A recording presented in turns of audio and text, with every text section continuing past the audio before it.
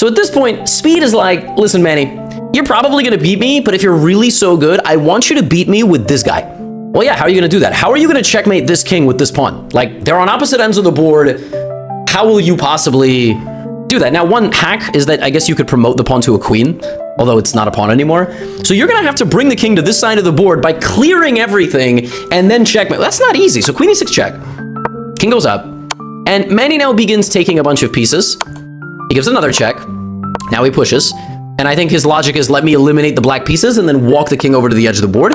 So he gives a check. And now this is a fork. The rook was blocking the pawn, but now he takes the rook.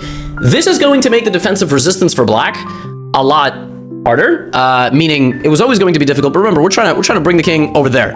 Like we have to. It's like a movie. It's like a heist. You know, we got to bring the king over. So he gives a check and he gives another check. And maybe what I would do here is I would take the pawns away. So make it so that black has no choice but to move only the king.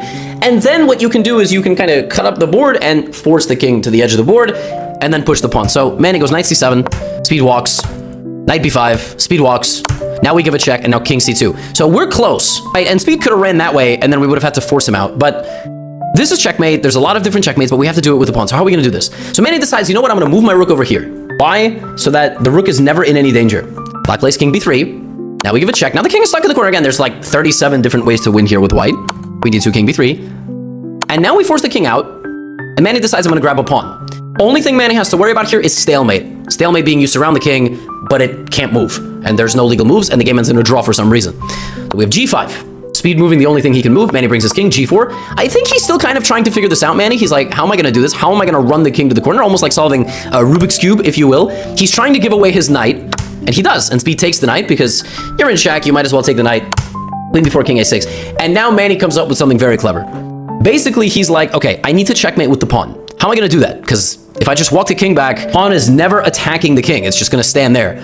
So here he realizes, I think I want my king on that square so that my pawn can checkmate him. But then the king is going to run to the corner and the brain starts turning and the gears start going. And he comes up with this very smart idea.